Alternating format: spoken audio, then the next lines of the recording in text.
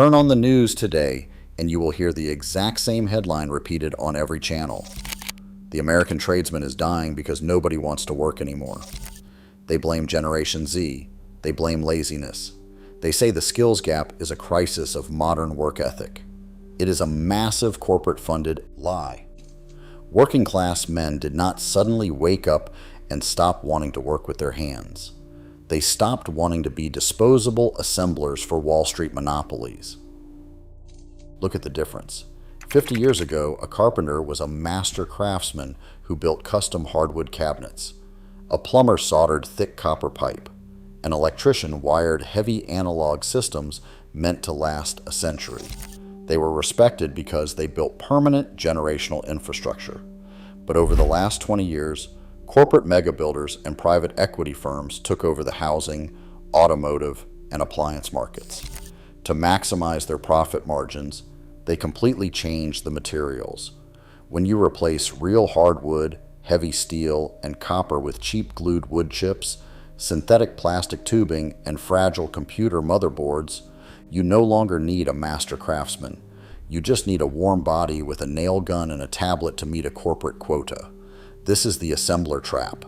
A disposable economy demands a disposable workforce. Today we are exposing the labor shortage lie.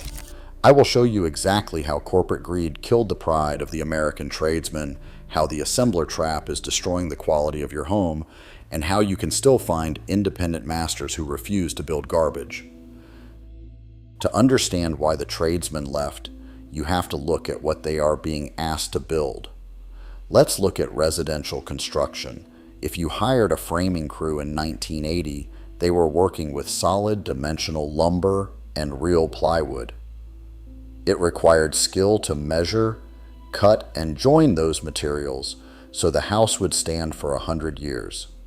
The men doing that work could step back at the end of the day, look at the structure, and feel a deep sense of ownership and pride.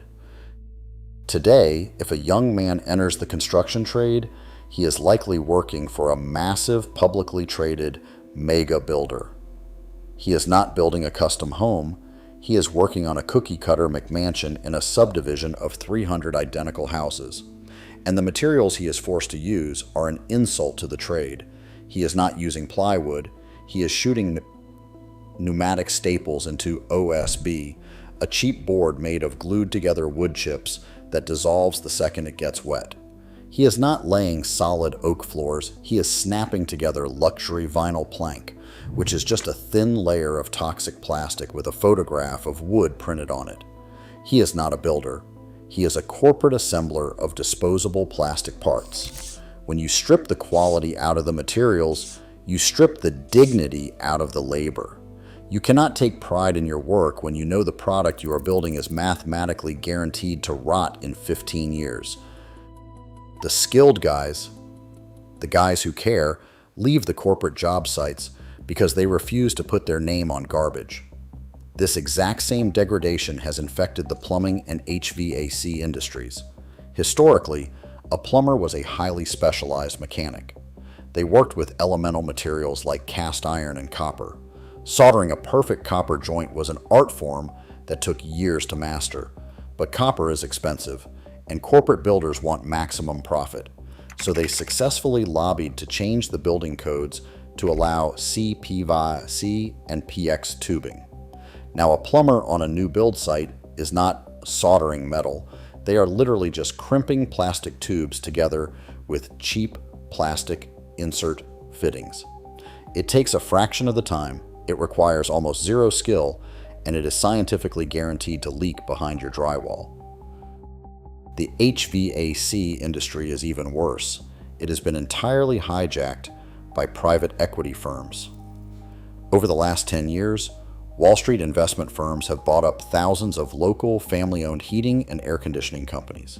They keep the local family name on the side of the truck to trick the consumer, but they completely change the business model inside the shop.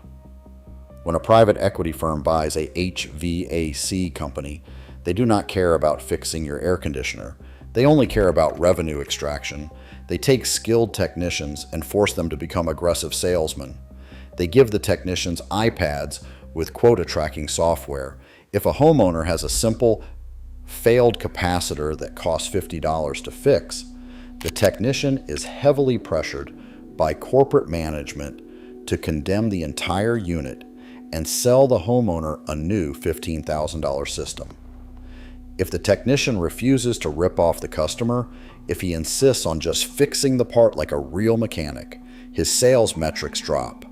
The corporate office cuts his hours, takes away his truck, and replaces him with a younger, cheaper guy who has zero mechanical skill but is willing to read a sales script off a tablet. This is the hidden tragedy of the modern trades. The system actively punishes the honest mechanic and rewards the corporate assembler. When the media complains about a labor shortage, what they are really complaining about is a shortage of cheap, compliant labor willing to install disposable garbage. The Master Craftsmen did not disappear. They just refused to participate in the scam. So how do you, as a homeowner, navigate this? How do you find real mechanics and avoid corporate assemblers? Use the independent whitelist strategy. First, you must aggressively filter who you hire. When you need a plumber, an electrician, or an HVAC technician, never click the first sponsored ad on Google. Those top spots are bought and paid for by massive private equity firms masquerading as local businesses. Look for the person with one truck. Look for the independent owner-operator whose name is actually on the side of the van. The person who answers their own phone does not wear a pressed corporate uniform and does not bring an iPad into your house to show you a good, better, best pricing tier. Hire the mechanic, not the salesman. Second, you have to demand better materials. When you hire a contractor to remodel your bathroom or fix your roof, explicitly tell them you want the forever materials. If they quote you for OSB, demand plywood. If they quote you for vinyl siding, demand fiber cement. If they quote you for a plastic PEX manifold, demand type L copper. A corporate assembler will complain and tell you it is too hard or too expensive. A true master craftsman will light up. When you ask a real tradesman to build something with heavy, analog, permanent materials, you are giving them the opportunity to actually practice their trade. You are giving them their pride back. We are not suffering from a labor shortage in this country. We are suffering from a quality shortage. The corporate monopolies want you to believe that American craftsmanship is dead. It is not. It was just buried under a mountain of cheap plastic and private equity. Stop buying the disposable lie, support the independent mechanic, and demand the return of the American standard. But the labor market is not the only thing the corporate world has manipulated to drain your wallet. They are using the exact same strategy on the most expensive mechanical asset in your home.